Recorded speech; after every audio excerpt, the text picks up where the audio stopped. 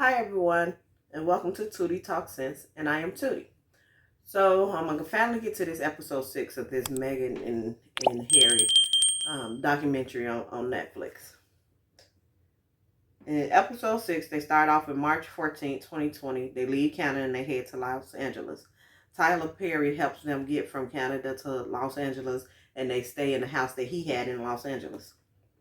They move into the house. After 6 weeks, Daily Mail prints address of Tyler Perry house and tell people that they are there. They continue the lawsuit with Daily Mail for printing letters to Dad, and Meghan ends up miscarrying with the stress of everything. COVID didn't hit. They're trying to get from Canada because the Queen security. She put their security, so now they're trying to get from Canada and trying to find out what they're gonna do. She only get them 3 weeks. Meghan was pregnant. She ended up miscarrying. So she was pregnant again and ended up announcing the same day that Princess Diana announced she was pregnant.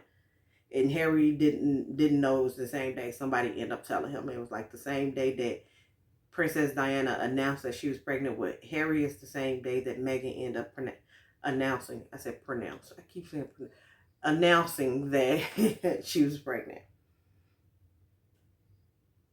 So Meg and Harry sit down with Oprah before interview set to drop. Royal Palace open bullying allegations against Meg. Day after Oprah interview, she thought it would be about her mental health, and it turns out to be about race. Harry grandfather dies. He was very close. Then they go into Harry grandfather dying. He's very close to him, and he returned to the palace for the funeral. Now, in a recent interview with Anderson Cooper, he was saying how, no, that wasn't with the grandfather. That was with the Queen that he tells about. So, because mind you, doing this documentary, the Queen was still alive. So, in a recent interview, he talks about what happened when the Queen's died. This, he's talking about what happened when his grandfather died. So he said he was very close to his grandfather. He returns to the palace for the funeral. He talked to brother and father and said he would never get genuine accountability or apology. And him and his wife has just decided to move on. They had the baby girl and named Tyler as the godfather. They had no idea what was going on with Serena's skin complexion. Judge rules, I don't know what that said. Oh, I would have noted here. I have no idea what's going on with Serena skin complexion. Serena, the tennis player, right? Serena Williams. She's in the documentary, but her skin complexion is just dramatically different. And I'm like, what is going on? She got the whole, Michael Jackson, like not even Michael Jackson. She looks like Sammy Sosa. Sammy Sosa, who didn't. That's how she looks. So whether it was makeup or whatever, I don't know. But it looks drastically different. And to me, it's weird. It looks weird. But that's just my opinion. It was so shocking I had to put a note on here. I said, what is that? I have no idea what's going on with Serena's skin complexion. Yeah. I remember she commented some part in the documentary. I don't even know what she commented. I was just too thrown back by that color. Like, what in the... Okay, so with the lawsuit, man, you should have the lawsuit against the Daily Mail about getting her mail that she had wrote to her father and publishing it. So the judge ruled in Meg's favor, and the Daily Mail files appeal. Before appeal, a palace worker comes forward to the media. They say it was a former aide of Meg and Harry, but he actually used to work for the brother. He gives unnecessary witness statement, but couldn't do it without boss's approval, and argue letter not private because draft was shared with Meg and state that it could leak. So what they were saying in that is just that there was an aide that came forward when they had filed the appeal and they was going to court. They won the case. They filed the Daily Mail filed the appeal. So when they was going to court for the appeal, all of a sudden it's this anonymous source, this worker aide that's supposed to have worked for Meg and Harry, came forth and said, well, that the mail wasn't private, and Meghan had said before she sent it in the email that there was a possibility for it to leak. So they was pretty much trying to testify for the daily paper, because the lawsuit was saying that the daily paper published private mail and that was against the law, so they were suing them for it. But the aide was saying that, she knew it was going to come forth, and she had shared the mail with an aide or something like that. So what Harry ended up saying, like, that wasn't even one of their aides. That was one of the brother aides, which is, another reason why him and brother probably into it. Like, I know you setting people to try to intervene against me and my wife. So Meg end up Meg wins the appeal. She get the niece back in her life. And then, it pretty much ends with Harry saying what he's missed, what he misses from about the palace. So now, Harry then wrote a book. So the book is out there. I haven't read the book, but the book is out there. He just did the recent interview with Anderson Cooper, baby. When I tell you he wrote his brother,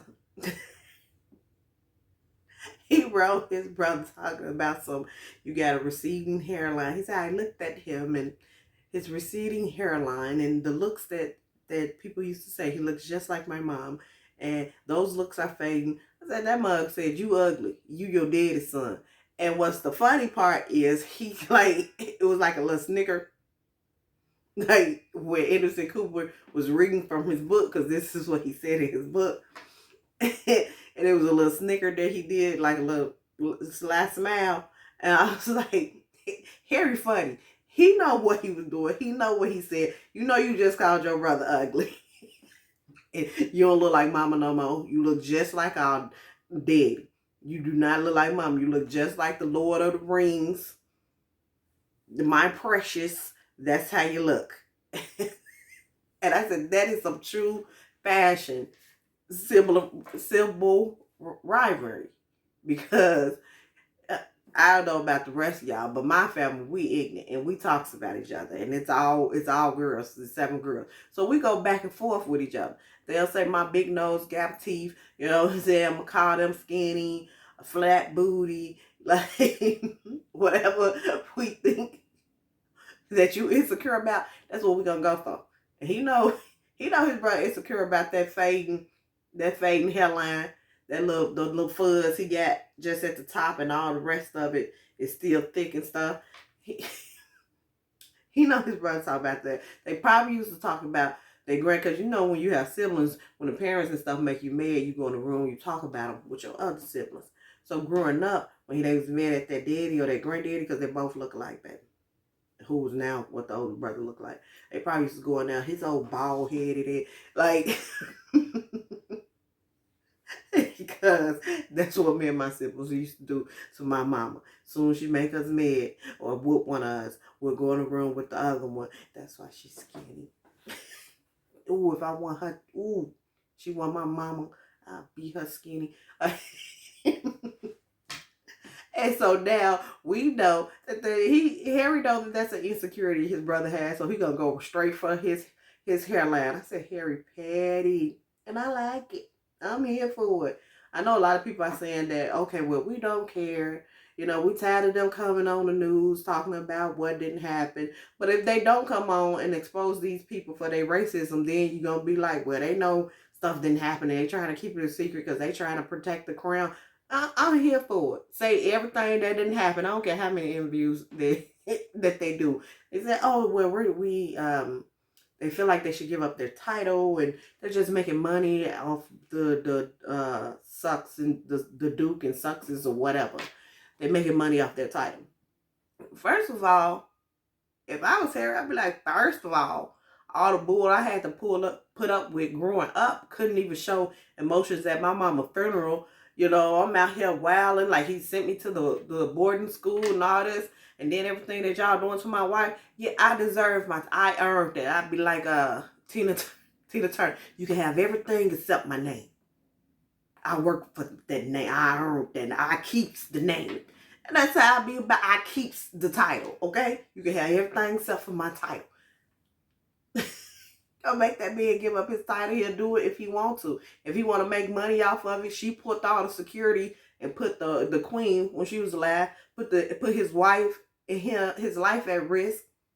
Put the security. Don't want them to have any of the funding from the thing. How do you think they're going to support himself? His wife was just a actress. Yeah, she was making money because I think she was a regular on the TV show. But that didn't dry up. She couldn't even do her career because she moved over there. But I'm gonna make all the money I can off your name, off the title. I maybe wear shirts, start making shirts that says British Ducks. I'm gonna sell them for $9.99 plus shipping and handling.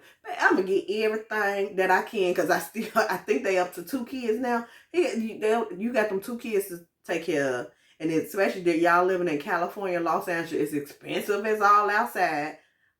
Yes, I'm finna make all the money. On my interviews, I would have put my doggone Cash App up there. Yes, can you Cash App Tuttietalkssense? Tuttie TALKS another SENSE. That's where all y'all out there who want send me some Cash Apps. There you go, baby. I will get everything I can while I can. Because y'all thought it was all fun and games, having me all up in the media when it was beneficial to you. Bringing down my wife and talking about her and all them underlining racist comments. It was all fun and games now. Now I'm finna come out here and tell my story. And you doggone right, I'm gonna get paid for it. That's y'all getting paid for being in the media. That's how you dare public funds and people donating. And that's why you need such a high approval rating. Yeah, I'm finna get my money. Show Lil. Be over there like Players Club, make the money. Don't let it make you. But y'all, that was the last. That was episode 6. So like I said, he got a book that came out. He got an interview that he did on Anderson Cooper's that to me was hilarious. Even though it wasn't meant to be hilarious, but it was. And he has I think they're gonna do another documentary, and as they should, because that documentary that they did a lot of reading in between the lines type thing, and it probably was to promote their book, which is fine, because it's like, okay, read in between the lines, but the book really told what they wanted to say. And the Queen was still alive when they did this first documentary. So you need to do another documentary so you can say what you truly want to say, since you ain't even cool with them people at the palace no more, so you don't even care about their approval ratings. You cared about the Queen. That was your grandma. Whether she was acting funny or not, you cared. But now that the elders are gone, baby, let it all ride out so I could be here for it. Y'all, that's all I had to talk. Like, comment, and subscribe to my YouTube channel. And also leave comments about what we should discuss next. Y'all have a nice day. I will talk to y'all next time.